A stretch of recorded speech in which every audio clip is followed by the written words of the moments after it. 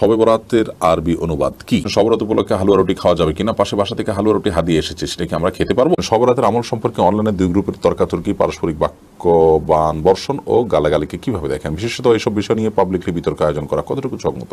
শিরক মুক্ত আমল, হিংসা বিদ্বেষ মুক্ত জীবন গড়ার উপায় যদি বার্তা দিতেন তাহলে উপকৃত হয়। নিজের গোপন নেকামলের কথা অন্যকে বলা যাবে কিনা? মনের আশা পূরণ করার জন্য কি কোনো আমল আছে? হায়েজ নেফাজের কতদিন পর সালাত আদায় করা যায়? তাহাজ্জুদ নামাজের নিয়মটা বলবেন মেহরবানি করে। মেয়েদের নামাজ যদি ছেলেরা দেখে তাহলে কি নামাজ হয় না?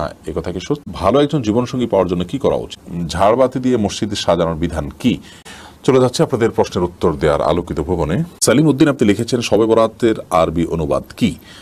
খুব ইন্টারেস্টিং একটি প্রশ্ন। শবে বরাত, এটার আরবি অনুবাদটা কি? সব মানে রাত, ফার্সি শব্দ। বরাত মানে কি?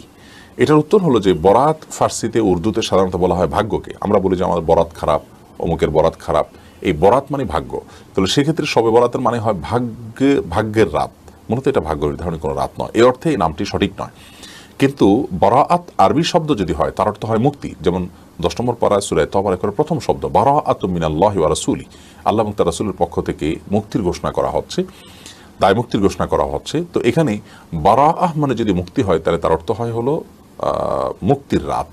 তো এই অর্থে ঠিক আছে শবে বরাত, যে আল্লাহ তাআলা এই রাতে বান্দাদেরকে মাফ করে থাকেন মুশরিক এবং মুশাহিন তথা হিংসুক ছাড়া। সে অর্থে শবে বরাত এই নামটি একেবারে উড়িয়ে দেওয়ার মতো নয়। তবে হাদিসের ভাষ্য কিন্তু এই লাইলাতুল বরাআত বা শবে বরাত নয়। হাদিসের ভাষ্য লাইলাতুন নিসফি মিন শাবান বা মধ্য শাবান রজনী। আমরা হাদিসের ভাষ্যটাকে ব্যবহার করলে এই রাতকে কেন্দ্রিক অনেক অনাচার কিন্তু সমাজ থেকে এমনিতে দূর হয়ে যাবে, অনেক সীমালঙ্ঘন দূর হয়ে যাবে, অনেক বাড়াবাড়ি দূর হয়ে যাবে। এই রাতে কবর জিয়ারত করাটাকে অনেকে সুন্নাত মনে করেন, এটি সুন্নাহ নয়। থানভী রহমতুল্লাহ আলাইহি প্রথমে এটাকে সুন্নাহ বললে আমদাদুল ফতোয়ার 4 নম্বর ভলিউমে তিনি পরবর্তীতে একটা ফতোয়ায় সেই জায়গা, সে বিষয়ের দিকে প্রত্যাহার করেছেন, যা ফিরে এসেছেন। যার কারণে এই রাতে মূলত আপনি নিজেকে শিরক এবং হিংসা থেকে মুক্ত করার চেষ্টা করবেন। সেই সাথে আল্লাহর কাছে আপনি ক্ষমা পাওয়ার জন্য আপনার নর্মাল চেষ্টা থাকতে পারে। বিশেষ কোনো আমল বিশুদ্ধ কোনো হাদিস দ্বারা প্রমাণিত নয়। জান্নাতুল ফেরদাউস আপনি লিখেছেন শবে বরাত উপলক্ষে হালুয়া রুটি খাওয়া যাবে কিনা? পাশে বাসা থেকে হালুয়া রুটি হাদিয়ে এসেছে, সেটা কি আমরা খেতে পারবো? জান্নাতুল ফেরদাউস শবে বরাত উপলক্ষে হালুয়া রুটি বানানো, পরিবেশন করার কোনো গুরুত্ব ইসলাম শরীয়তে নেই। এটা নিছকই আমাদের মন গড়া এবং আমাদের সামাজিক একটা বিষয়, যেটার সাথে শরীয়তের কোনো সম্পর্ক নেই। কারোর হালুয়া রুটি খেতে মনে চাইলে তিনি সারা বছর যেমন খেতে পারেন, রাতেও খেতে পারেন, সেটি ভিন্ন বিষয়। কিন্তু এ রাতে হালুয়া রুটি খাওয়ার কোনো ফজিলত নেই। অনেক মন গড়া কথার ভিত্তিতে হালুয়া রুটি আমরা অনেকে এ রাতে খেয়ে থাকি বা বিতরণ করে থাকি। আর পাশে বাসা থেকে কেউ যদি আপনাকে হালুয়া রুটি দিয়ে থাকে, সেটা খাওয়া আপনার জন্য হারাম হবে না, কারণ মৌলিকভাবে সেই খাবারটা তো হারাম কোনো খাবার নয়, হালাল খাবার। হ্যাঁ, যদি এমন হয় সে খাবারটা গ্রহণ না করে আপনি লোকটাকে বোঝালে তিনি এই হালুয়া রুটির যে কসরত করে থাকেন লাইলাতুল শবে বরাত উপলক্ষে এবং এটাকে ইসলামের কাজ মনে করেন, সবের কাজ মনে করেন, 30 টাকা বিরুদ্ধে থাকবেন, তাহলে সেক্ষেত্রে আপনি তারটা গ্রহণ নাও করতে পারেন। অর্থাৎ আপনার এই গ্রহণ না করাটা ভ্যারি করবে যে গ্রহণ না করার পেছনে কল্যাণ আছে কিনা। যদি কল্যাণ থাকে গ্রহণ করবেন না, আর যদি গ্রহণ করে তারপর তাকে আপনি বোঝানোর সুযোগ থাকে তাও করতে পারেন, কোনো অসুবিধা। এটা খেলে যে হারাম হবে ব্যাপারটি সেরকম কিন্তু নয়। রহিম ইসলাম আলিফ আপনি লিখেছেন শবে বরাতের আমল সম্পর্কে অনলাইনে দুই গ্রুপের তর্কাতর্কি, পারস্পরিক বাক্যবান বর্ষণ ও গালাগালিকে কিভাবে দেখেন? বিশেষত এইসব বিষয় নিয়ে পাবলিকলি বিতর্ক আয়োজন করা কতটুকু সম্মত? ভাই রামিম, আপনার এই প্রশ্নটি বর্তমান সময়ে খুবই গুরুত্বপূর্ণ। শবে বরাত যেটাকে আমরা বলছি, হাদিসের ভাষ্য মোতাবেক যেটাকে লাইলাতুন নিসফি মিন শাবান বা মধ্য শাবান রজনী বলা হয়েছে, এ রাতের ফজিলত আছে কি নেই, করণীয় আছে কি নেই, বা আমাদের সমাজে যে করণীয়গুলো প্রচলিত আছে এগুলোর কোনটি আছে কোনটি নেই, কোনটি করা যায় কোনটি করাটা গর্হিত, বা আদৌ কোনটি করা যায় কি যায় না, এটা নিয়ে যে বিতর্ক চলছে, এই বিতর্কটা নতুন না, অনেক আগে থেকে। কিন্তু একটি কথা আমাদের মাথায় রাখতে হবে যে এই বিতর্কগুলো কোনো অবস্থাতে যেন আমাদের মধ্যে পারস্পরিক সম্পর্ককে নষ্ট না করে। প্রকৃত সত্য হলো এ ধরনের বিতর্কগুলো আমাদের ইগো থেকে বেশিরভাগ হয়ে থাকে, এবং বিতর্কগুলো জিয়ে রাখি আমরা ইগোর কারণে, যতটা না করোনা হাদিসের জন্য তার চেয়ে বেশি আমার ব্যক্তিগত ইগোর কারণে। যে আমি হয়তো একটা পক্ষ অবলম্বন করি বা একটা মত লালন করি, সেটাকে আমি হক মনে করি, কিন্তু সেই পক্ষের মত যেহেতু, অতএব এটার পক্ষে আমাকে লড়তে হবে, জিততে হবে, এবং এবার কোনো ছাড় দেওয়া যাবে না, এরপরে আমাকে কোনো প্রকার ভিন্ন মত গ্রহণ করার মানসিকতা লালন করা যাবে না। এই বিষয়গুলো কিন্তু দিন দিন আমাদেরকে মুসলমানিত্ব থেকে দূরে সরিয়ে দিচ্ছে। আখলাকি মুসলমানের যে চরিত্র, যে বৈশিষ্ট্য, সেই জায়গা থেকে কিন্তু আমাদেরকে সরিয়ে দিচ্ছে। অতএব এ ধরনের বিষয় নিয়ে অনলাইনে তর্কাতর্কি করা, বিশেষ করে একে অন্যকে আঘাত করে এবং পাল্টা আঘাত করে মন্তব্য করা, এগুলো কোনো মুসলমানের শান হতে পারে না। আল্লাহ রাব্বুল আলামিন আমাদের সবাইকে উগ্রতা থেকে এবং সীমালঙ্ঘন থেকে বেঁচে থাকার তৌফিক দান করুন। ইসলাম এবং মুসলমানদের বিরুদ্ধে যত ষড়যন্ত্র চলছে, এবং ইসলামিক মুসলমানরা যে সমস্ত বিষয় নিয়ে আজ গবেষণা করার সুযোগ রয়েছে এবং প্রয়োজন রয়েছে, এরকম বিষয়ের তালিকা কিন্তু অনেক দীর্ঘ। সেই তালিকা সম্পর্কে আমাদের বেশিরভাগ মুসলিম ভাইয়েরা আমরা অবগত নই বলেই আমরা এ ধরনের ইস্যুগুলোকে এত বড় করে দেখছি। সাহাবীদের মধ্যেও মত পার্থক্য ছিল এবং তাবিদের মধ্যে মত পার্থক্য ছিল, ফোকাহের মধ্যে মত পার্থক্য ছিল। বিশেষ করে এই মধ্য শাবান রজনী এটির ফজিলতের বিষয়ে যেরকম অনেক বড় বড় ফোকাহে কেরাম, অনেক বড় বড় ইমামদের মত রয়েছে ইতিবাচকভাবে, আবার অনেকে এটার বিপরীতে মত লালন করেছেন। অতএব এরকম পরিস্থিতিতে অন্তত একজন ইমানদার মানুষ কোনো অবস্থাতে এই ইস্যুটাকে নিয়ে অনেক বড় করার সুযোগ নেই। আমরা এবার আমাদের দৃষ্টিভঙ্গি বিভিন্নভাবে প্রকাশ করেছি। লাইলাতুন নিসফ শাবান বা মধ্য শাবানের রজনী মোটামুটি এর ফজিলত প্রমাণিত, কিন্তু এর ফজিলত যতটা প্রমাণিত তার চাইতে বহুগুণ বেশি এটাকে আমরা আপনার ফুলিয়ে ফাঁপিয়ে আমরা এটাকে পালন করি এবং বলতে গেলে উদযাপন করি। এটা তো উদযাপনের কোনো বিষয় নয়। শবে বরাত উদযাপন যে হচ্ছে গোটা দেশব্যাপী, এটা কখনোই শরীয়ত সম্মত হতে পারে না। লাইলাতুন নিসফ শাবানে আল্লাহ রাব্বুল আলামিন বান্দার গুনাহসমূহ মাফ করে থাকেন এবং মুশরিক এবং হিংসুক ছাড়া, বিদআত এবং কুসংস্কারে লিপ্ত মানুষ ছাড়া বাকি মানুষদেরকে আল্লাহ তাআলা মাফ করে থাকেন। অতএব আমরা সেই যোগ্যতা নিজের মধ্যে অর্জন করার চেষ্টা করব। এর পাশাপাশি ব্যক্তিগত ইবাদত বন্দিকে অনেক তাবি থেকে বর্ণিত হয়েছে। সালাফের যুগে অনেক বড় বড় তাবি, ইসহাক ইবনে রাহুয়ার মতো মানুষ আর অনেক বড় বড় তাবিরা ইবাদতবন্দি করেছেন ব্যক্তিগতভাবে। এর জন্য না বিশেষ কোনো সালাত আছে। সব রাতের নামাজ নামে অনেকে মনে করেন যে এত রাকাত নামাজ আছে, প্রথম রাকাতে এত সূরা, ওই সূরা এতবার পড়তে হবে, দ্বিতীয় রাকাতে ওই সূরা এতবার পড়তে হবে। এই বিষয়গুলো কিন্তু শরিয়ার আলোকে প্রমাণিত কোনো বিষয় নয়। বিধায় একজন ঈমানদার শবে বরাত বা লাইলাতুন নিসফ শাবান উপলক্ষে ফজিলত এবং মর্যাদা পাওয়ার আশায় তিনি যে কাজটি করবেন তা হলো তিনি আল্লাহ রাব্বুল আলামিনের কাছে ক্ষমা পাওয়ার জন্য, সাধারণ ক্ষমা পাওয়ার জন্য শিরক এবং বিদ্বেষ থেকে নিজেকে রক্ষা করবেন, হিংসা থেকে রক্ষা করবেন এবং তিনি নিজেকে বেদাত এবং কুসংস্কার থেকে রক্ষা করবেন। এটা হলো তার মৌলিক কাজ। এর বাইরে একজন ইমানদার আল্লাহর কাছে ক্ষমা চাইতে পারেন, দোয়া ব্যক্তিগতভাবে ইবাদত করতে পারেন। দলবদ্ধ কোনো রূপ দেওয়ার কোনো সুযোগ নেই।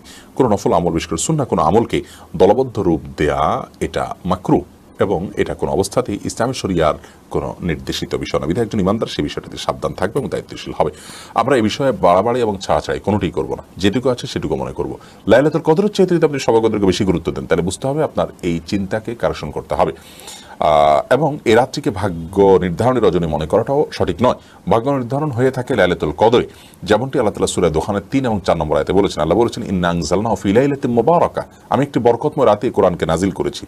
ইন্না কুন্না মুনজিরিন, আমি সতর্ককারী কোরআন নাজিলের মাধ্যমে। এরপর আল্লাহ বলছেন, ফিহা ইউফরাকু কুল্লু আমরিন হাকিম, সে রাতে সমস্ত গুরুত্বপূর্ণ বিষয়গুলো ধার্য হয়ে থাকে, ফরক হয়ে থাকে। কোরআন কোন রাতে নাজিল হয়েছে?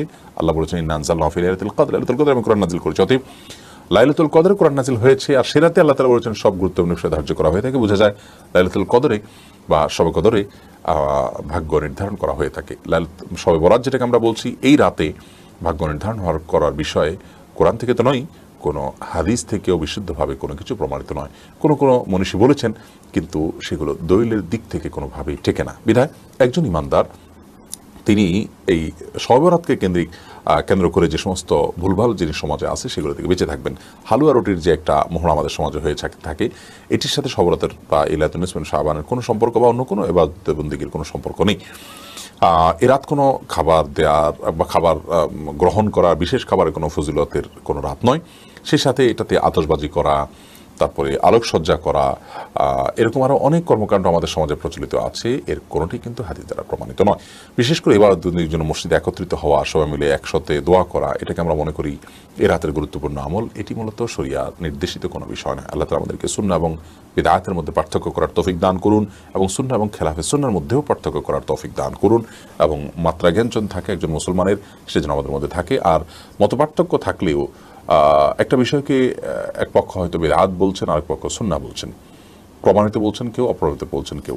বিষয়টা একান্তই ইজতিহাদি বিষয়, ইজতিহাদের সুযোগ আছে। ইল্লা ফাহমুন ওয়াতিহা রাজুলুন মুসলিম, এরকম বিষয়গুলো নিয়ে বাড়াবাড়ি করার কোনো সুযোগ নেই একজন ইমানদারের জন্য।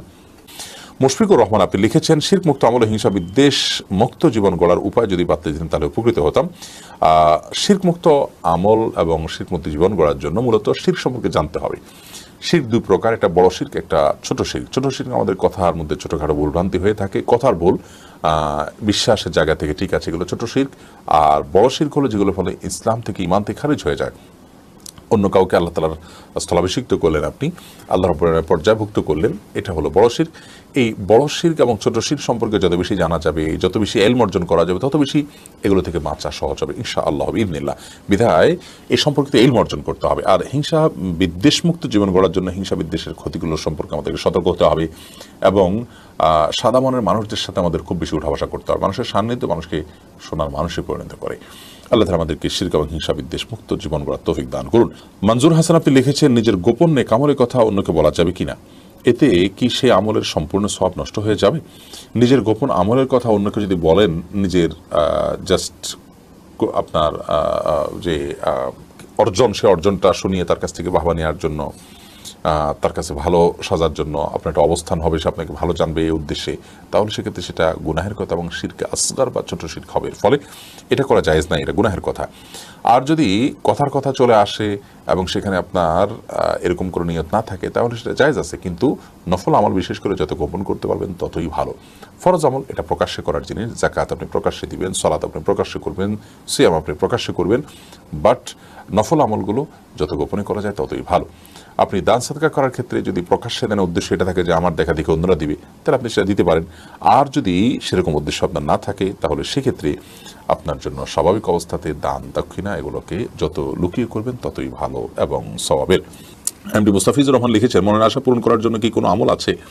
মনের আশা পূরণ করার জন্য আল্লাহর প্রতি ঈমান থাকলে, তাকওয়া থাকলে আপনি আল্লাহর নাম নিয়ে আল্লাহর কাছে দোয়া করবেন, যেটাকে ইসমে আজমের মাধ্যমে দোয়া করা বলা হয়।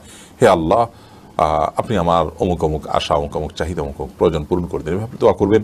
আর দোয়া কবুলের যে শর্তগুলো আছে সেগুলো লক্ষ্য রাখবেন, হালাল উপার্জন যেন হয় এবং হামদ এবং সানা যেন থাকে, আল্লাহ প্রশংসা করবেন, নবী সাল্লাল্লাহু আলাইহি ওয়াসাল্লাম দুরূদ প্রেরণ করবেন, হারাম কিছু চাইবেন না, দোয়া করে সেটা কবুল হওয়ার জন্য তাড়াহুড়া করবেন না, অপেক্ষা করবেন। কাঙ্ক্ষিত জিনিস না পেলেও দোয়া কবুল হতে পারে, সেটি মাথায় রেখে দোয়া করবেন, ইনশাআল্লাহ বিইذনিল্লাহ আপনার দোয়া কবুল হবে। আব্দুল্লাহ হাফসা আপনি লিখেছেন, হায়েজ নেফাজের কতদিন পর সালাত আদায় করা যাবে? হায়েজ নেফাজ শেষ হওয়ার পরপরই আপনি সালাত আদায় করবেন, কোনো দিন নয়। হায়েজ শেষ হয়ে গেছে, যে ওয়াক্ত শেষ হয়ে গেছে, গোসল করে সে ওয়াক্ত থেকে আপনি সালাত আদায় করবেন।